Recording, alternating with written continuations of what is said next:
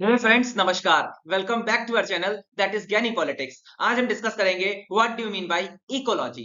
तो बेसिकली जो ये वर्ड है इकोलॉजी, ये बेसिकली साइंस में यूज होता है। अगर ओवरऑल रूप से कहें तो it is a branch of science जिसके अंदर ह्यूमन साइंस आती है, पॉपुलेशन आती है, कमिटी आती है, इकोसिस्टम आता है और इसी के साथ साथ बायोस्फीयर आता है। अब बेसिकली ऐसे पर्सन जो इकोलॉजी को स्टडी करते हैं उसे हम इकोनॉमिस्ट कहते हैं।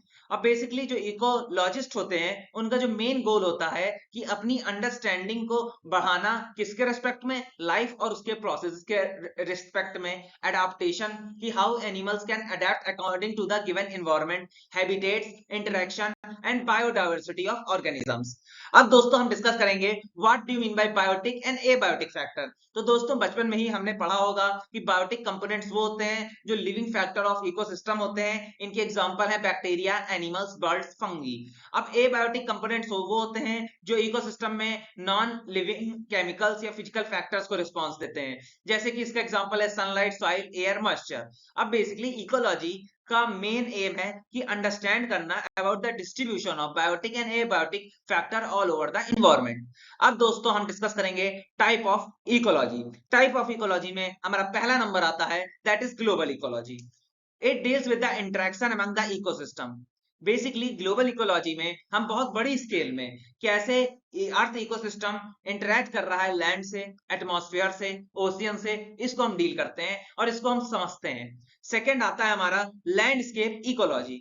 इसमें बेसिकली हम ये समझते हैं कि कैसे पूरा एक इकोसिस्टम बना है जिसमें एक्सचेंज ऑफ एनर्जी हो रही है, मटेरियल इधर से उधर एक्सचेंज किए जा रहे हैं, ऑर्गेनिज्म और सारे product of ecosystem. Landscape ecology through the light on the human impact on the landscape. और अगर ओवरऑल बात की जाए तो जो हमारी लैंडस्केप इकोलॉजी है वो ये भी बताती है कि किस प्रकार से ह्यूमन लैंड के लैंडस्केप स्ट्रक्चर और फंक्शन को हार्म कर रहे हैं और इंपैक्ट डाल रहे हैं। अब नेक्स्ट आती है दोस्तों कमिटी इकोलॉजी। तो बेसिकली जो हमारी कमिटी इकोलॉजी है ये बेसिकली डील करती है इंटरेक्शन ऑफ लिविंग ऑर्गेनिजम्स के लिए।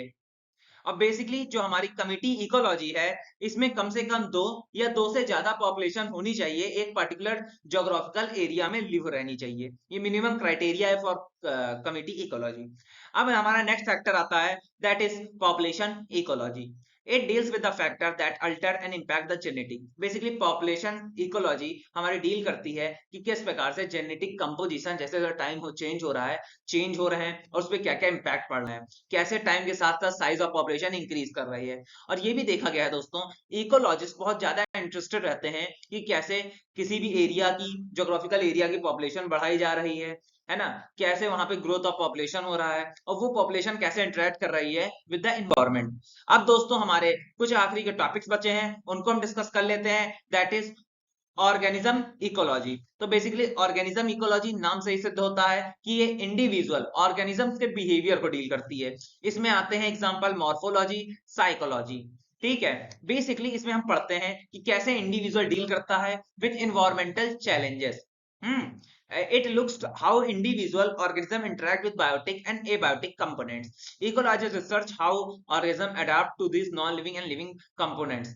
Basically ऑर्गेनिज्म इकोलॉजी में हम इंडिविजुअल का बिहेवियर डिस्कस करते हैं कि कैसे वो अपने आप को अडॉप्ट करता है, चेंज करता है biotic, abiotic, that is biotic livings and abiotic non livings components जो सराउंडिंग में फैले हुए हैं। अब नेक्स्ट आती है हमारी दोस्तों मॉलिक्यूलर इकोलॉजी। तो बेसिकली मॉलिक्यूलर इकोलॉजी में हम डिस्कस करते हैं मेनली प्रोटीन्स के बारे में कि कैसे प्रोटीन अफेक्ट करते हैं किसी भी ऑर्गेनिज्म को विद द और इन्वायरमेंट को। अब ऑर्गेनिज्म को इफेक्ट इस प्रकार से करेंगे क्योंकि हमारा जो डीएनए होता है वो प्रोटीन से बना होता है और जो कि बहुत इम्पैक्ट जनरेट करता है कैसे कोई व्यक्ति इंटरेक्ट कर रहा है एक दूसरे से और इन्वायरमेंट से। नेक्स्ट आता है हमारा human ecology. Basically human ecology humans और इन्वायरमेंट में रिलेशनशिप स्थापित करता है। It emphasis the impact of humans. Basically ये डील करता है कि कैसे ह्यूमन बींग्स का इम्पैक्ट पड़ रहा है एनवायरमेंट में और अब नॉलेज देता है ह्यूमन बींग्स को कि कैसे आप अपने आप को बेटर कर सकते हैं ह्यूमन एडजस्टमेंट के लिए अकॉर्डिंग टू इन्वायरमेंट। तो दोस्तों यही था मेरा वीडियो रिगार्डिंग इकोलॉजी। अगर आपको पसंद आया हो तो लाइक, सब्सक्राइब, शेयर कीजिएगा एंड राधे राधे दोस्तों।